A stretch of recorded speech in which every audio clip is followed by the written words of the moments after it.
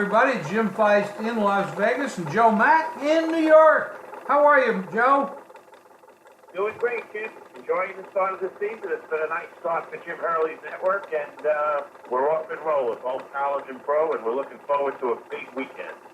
Speaking of the Jim Hurley network, what do you have going on this week?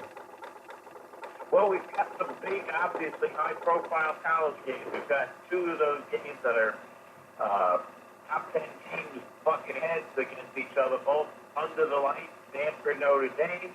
You've got Ohio State, small favorite at Penn State. We're definitely going to be jumping in on some action here. We've done pretty good with some live dogs this year. Those are not big prices, as you see. Stanford's taking about 5.5 against the Irish right now, and Ohio State's down to 3. But we've really hit some nice touchdown plus dogs this year, and we're going to look to do the same this weekend. And in the pros, we're gonna find out about a couple of teams. We got two teams in the Dolphins and the Chiefs that are 3-0, both straight up and against the spread. We're gonna see if they can keep doing it. Good chance we're gonna get involved in one or both of those games. All that folks have to do, Jim, is call the Jim Hurley Network. It's toll free 1-800-323-4453. That's 1-800-323-4453. Otherwise, you can get us online, jimhurley.com. Well, that sounds great. People should do that. And while you're at it, if you're checking out things, go to jimfeist.com as well, because my plays are up there and a couple other handicappers as well. So, Joe, you've been doing well. What do you see this weekend you want to talk about? Well, you know what? Maybe we'll go pros first here. Like I said, we got a couple of teams. We went into last night's game, the Rams. Depends on where you are. I guess it was 6.5, 7s, and 7.5s out there. Depending on how you shopped around, the Rams went into that game against the Vikings 3-0 straight up and 3-0 against the spread. We're going to find out a little bit about the Dolphins. Let's face it, this is a house of horrors. They're going into New England. You've got the Patriots in not a very good mood, obviously, coming off. Really, I don't remember seeing the Patriot team we've seen them lose games here and there. We've seen them get destroyed a couple times. But you kind of have to go back to that Chiefs game a few years ago where they got destroyed in Arrowhead to see the last time they really got dominated. And let's face it, we watched it last week, and the Lions dominated the Patriots start to finish. So now, New England 6.5, 7-point favorite at home. We're going to find out if the Dolphins are for real. We're going to find out how angry the Patriots are. And I'm looking at also the Sunday night primetime game, Baltimore-Pittsburgh. Everyone knows what kind of a rivalry this is. And you and I, right before the start of the show, were talking about the fact the Steelers just couldn't put the stake through the heart of Tampa Bay last Monday, that rainy, sloppy game marred with all those roughing the passer penalties. And, Steelers had a 30-10 halftime lead and really just had to kind of hang on. We're going to find out now, do they get a ground game going? Do they get this defense to step up? They haven't been able to do it. And you know what? You look at the Ravens, and very quietly, they're spreading the ball around, more offensive weapons for Flacco. So we're going to see what's going on in those couple of games. And again, in college, got a lot of good ones. Obviously, we're closing in. We're getting a lot more conference games. I'm curious about a couple of games here where, Syracuse is playing Clemson. The line keeps going up and up. Clemson opened at 19.5. The last I saw, they were laying 25.5. Major revenge. Got beat last year. Clemson, as everyone knows, just switched to the freshman quarterback, Lawrence. He's going to play here. I'm not saying I'm getting involved, but I wouldn't be surprised if Clemson hangs 60 points on the Orange in this one. And one other game just to really touch on. It's going to be interesting. Florida's playing Mississippi State. Mississippi State's a 7-point favorite. There's a lot of talk that these kids really want to give it to Dan Mullen. He was the old coach for years at Miss State. Obviously, he left for greener pastures with Florida. A lot of Miss State kids not happy. We're going to see if they lay the lumber on Mullen and the Gators here. So anyway, there's a whole potpourri of games out there, Jim, a lot with great storylines, good angles. And again, we're going to be checking it all out for the Jim Hurley Network. All right. Well, that's it. Check out Jim Hurley Network. Joe's handicapping knowledge is up there and present each and every day, so take advantage of that. JimFeist.com for my stuff. And Joe, you know, there are some big games. I mean, you got the Monday game, you got the Kansas City, Denver. That's a division game. The Ravens, Pittsburgh's a division game. Miami, the Patriots, a division game. You know, and division games take a lot more pressure, because if you win your division, you get in the playoffs. You don't have to do anything else to anybody else. You could just win those games and get in the playoffs, as long as you win the division. And that really raises the level of stress and focus for all these teams. You get a situation like Miami and the Patriots. Miami 3-0. I mean, if they were to win this game, I'm not talking about the points, but I'm talking about straight up. Boy, that puts a lot of pressure on the Patriots to try to catch up. And then they might be playing for a wild card. This is true. I look at last week. It was a divisional game where everyone in the world would have thought Jacksonville was going to beat Tennessee. Maybe not by the margin. They wound up going up to 10 points. But that being said, the fact that Jaguars lost a home divisional game against a team they should have really just walked over. I thought about it afterwards, and I said, hey, people could say that was a little bump in the road or whatever. Hey, it will wind up, I think, probably costing Jacksonville like a home playoff game, or maybe the AFC Championship game. Maybe they'll have to play it on the road. These divisional games, you can't take them, no one should take them lightly, but you can't push over opponents lightly. And, you've got the Patriots here, who, let's face it, over the years, we know how many times they've gone to the Super Bowl, to the playoffs. I mean, they've been in the AFC Championship game like 8 straight years. But is the mindset in New England, even off a game where they got dominated, are they going to think, well, these are the Dolphins? I mean, we beat them every time we play them by double digits in Foxborough. So it's going to be very interesting. I'm really interested to see what the Dolphins are all about. I think there's decent talent here. I've never been a Tannehill guy, but he's been pretty good so far this season. And, they got rid of some guys that I think they thought were a little bit like troublemakers, or just malcontents, like Sue, who went off to the Rams, and like Landry, who was playing wide receiver for the Browns. So they kind of, Adam Gase, the head coach, he kind of chopped away some of the weeds, and he got what he calls his players, but are his players good enough now to beat New England? And as we said, these divisional games, they're key. I mean, you can look at whatever is out there this week. Even a team like Houston, without a win, they're going on the road to play the Colts.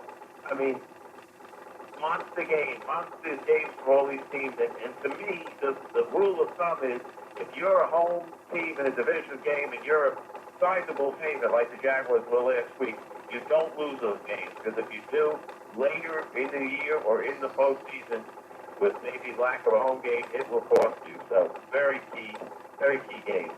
Yeah, that was really a surprise. I mean, after beating the Patriots a week before, they just weren't ready to play. And of course, Tennessee has their number. They beat them twice last year, so that happens too.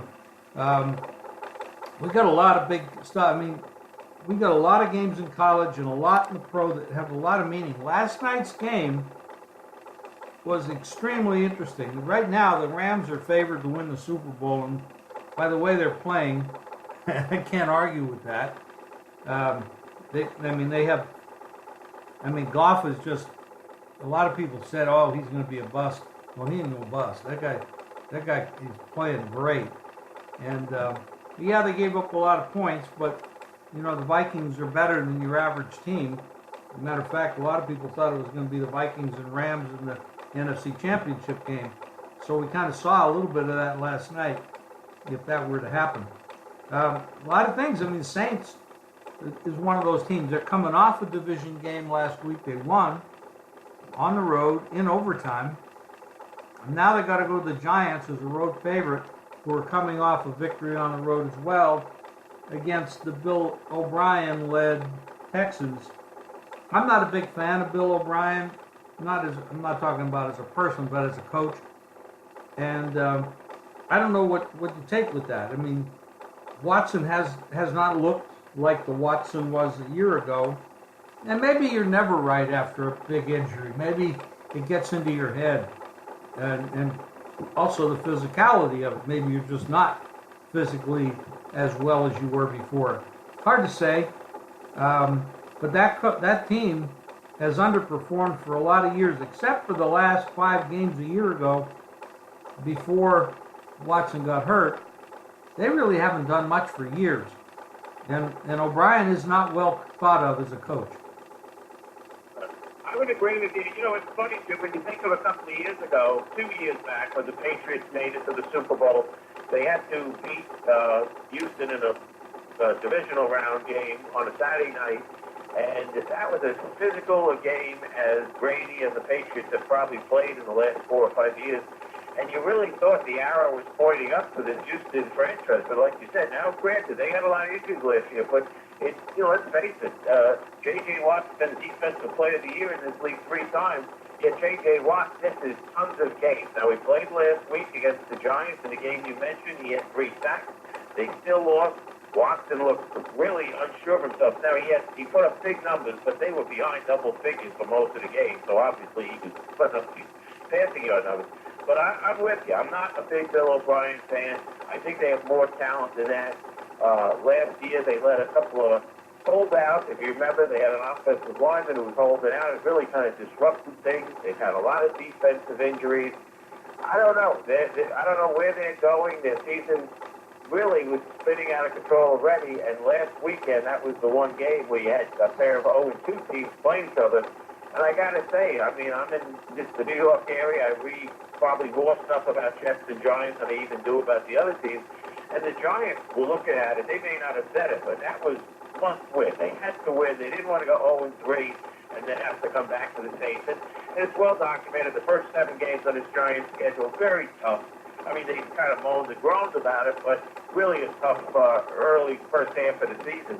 But the Giants just came out and really whipped them last week, whipped Houston down there.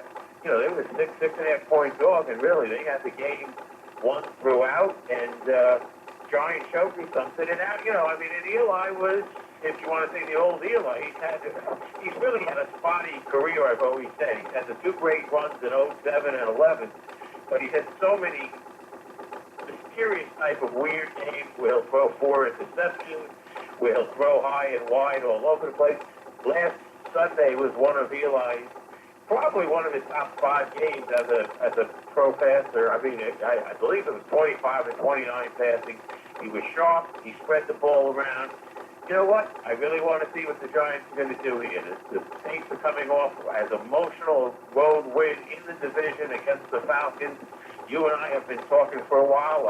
I remember one conversation we had back in the summer, and I said, if you tell me who's going to win those 2 Saints-Falcon head-to-head games, I think that team might go to the Super Bowl eventually. If they split, you know, I think they both will make the playoffs. That was a monstrous win for the Saints. The question is, you know, as great half-point road favorites here, do they have a lot of juice in the tank to beat a Giants team that seems to have a little step in their step? Really one of the fun games. I'm going to definitely be watching that start to finish while checking in on the other late afternoon games. But that should be a blast. And like we said, there's a lot of storylines going on, and there's a couple of teams that really saved their season last week, the Giants being one of them. Yeah, I mean, that goes on all the time. You get in a spot as a coach, as a coaching staff, as a team, a quarterback, where they have to step up and do something. And they did that last week. The problem is, how much do you put on, you know, beating O'Brien? Because he a lot of times beats himself with some of the decisions he makes. So, but this is a tough spot for the Saints. Back on the road again, non-division game, favored on the road after that emotional game last week. So that is a tough spot. There are a lot of those things going on. Seattle, they get their wide receiver back. They saved their season a little bit last week too, beating Dallas, and now they go on the road to meet and play the Josh Rosen-led Arizona Cardinals. I don't know how that's going to work out for them. Rosen's not going to face the Legion of Doom because they don't exist anymore. But, you know, we all know Russell Wilson is very tough. I'll tell you one thing. I'm glad you brought that team up because, again, I know he's a rookie coach, the Arizona coach, Will. I was watching that part of the game on Red Zone at that point. I know Singer Bradford is not, Johnny United, but I never would have taken him out there. And I know he lost the fumble and he had 2 early game interceptions, but you're putting Rosen in for his pro debut with about 5 or 6 minutes to go against the Bears defense that was pinning its ears back, had come back from a 14-0 deficit and took the lead. I thought that was just terrible on the coaching staff's part to put Rosen in. Now, I know I did read one quote after the game where he said, well, when do you expect us to put him in? Well, you know what? Give him a full week this week as where he knows he could be the starter as he does here against the Seahawks, and then let him go in there and see what he can do. I mean, they threw him in there with 6 minutes to go, and the Bears had all the momentum. I'm not saying it's going to knock Rosen's confidence apart because from everything they hear and read, Rosen has a lot of confidence. But anyway, I thought it was a terrible move at that time. Maybe they weren't going to win anyway, but he did throw 2 interceptions to close it out. And now, as you said, it's not the Legion of Doom for Seattle anymore, but let's face it, Earl Thomas certainly stepped up and might have been the defensive player of the week in the league last week with 2 interceptions against the Cowboys. And it's going to be a tall task for a Cardinals team. Let's face it, doesn't have a lot of pop as it is. I mean, they've got Larry Fitzgerald on the downside of his career. Their running back Johnson and the offensive line not in sync yet. Just haven't got many yards or points so far. So listen, I'm glad to see Rosen has started. We've seen the emergence of these guys. Baker Mayfield is going to start this week. We all know that. But you know what? I just thought it was a wrong move last week. Whether it cost the Cardinals the game or not, I don't know. Maybe Bradford would have fumbled again. But I didn't like him being inserted when he was. But you know what? Let's see what he's got going. It's becoming obvious these NFL teams don't want to wait a whole long time. You and I are both from the old school. We'd rather see a guy sit for a year like Pat Mahomes did, and then, let him get his feet wet that way, learn things, be in all the film room, and get his reps in practice. But, not the modern day NFL, not with the salary cap and whatnot. So you've got Donald starting for the Jets. You've got Mayfield this week starting at Oakland. You've got Rosen starting against Seattle. So the baton has been passed, quote, and for better or worse, we're going to see what these guys can do as rookie signal goals. I think the only rookie that's not starting is Jackson down in the Ravens. He's the only one that's sitting on the bench still, and that unless Flacco gets hurt, I think that's going to be the way it is all year. You're right. I did even mention Josh Allen, who obviously had himself quite a week in beating the Vikings this Sunday. But you're right. I mean, you've got those other 4 quarterbacks all down in starting situations. So, they're going to hit their highs and lows. I've seen it with Donald. We've all seen it. I mean, he was very shaky against the Browns and all that. Week 1 hype where, he played well against the Lions except for that pick-6 at the start of his career. Donald has been very ordinary in his next 2 games. So, nobody should expect the moon and the stars from these rookie quarterbacks. But again, I would have liked to see Rosen just get a fresh start. But who knows? Hey, Mayfield came off the bench for Taylor last Thursday night and was a magician. So well, that was a different situation. He had to come in because Taylor got hurt. So right, whole different issue. Baseball, we're gonna have a play-in game. The Yankees in Oakland. That's pretty well for sure. What do you think? Who do you think they'll start in both sides? And probably the game will be in New York. And what do you think the price will be? And who do you think wins? Well, you know what? The talk for weeks, I'm saying 7-8 weeks here has been who's going to start for the Yankees. But I'll tell you what, I'm getting the sense that no matter who the Yankees start, Severino or Happ, who's been great since they got him from the Blue Jays, or they wind up starting Tanaka, I don't think that whoever it is going to go more than 4 or 5 innings anyway. Aaron Boone, the first-year manager of the Yankees, has really been hinting around this week that he thinks it very much could be a bullpen game. You know what? Oakland's bullpen got firmed up a little bit at the trade deadline. I'm going to be interested to see really what kind of price they're going to make. I mean, let's face it, the A's have been as hot a team since 4th of July or mid-June as anyone out there. Let's just say, for argument's sake, Tanaka starts against Cahill. I think the Yanks are going to wind up being like 150, 160 or something like that. You know what? I mean, it might come down to who's able to poke a couple of homers over that tiny little bandbox porch at Wayne Field. If the Yankees, who have been just a home run hitting, slugging team this year, especially at home, if you tell me right now they're going to hit, say, 2 or 3 homers in this game, I'm going to say the Yankees are going to win. But Oakland's very dangerous, but I don't know if they have it in them to win here against the Shanky bullpen. I mean, you could wind up, Jim, seeing Chapman, the chances, and Britton pitch the 7th, 8th, and 9th innings here and just close down the A's in a 1 or 2 run game. So that's the one prediction I have about that game, which is going to be Wednesday night. And as you said, probably at Yankee Stadium. I think you're going to see the big 3 closers for the Yanks. Chapman might not be the closer. He might be the 7th inning guy. But Chapman, Betances, Britton, they're going to be able to get 9 or maybe 10 outs here.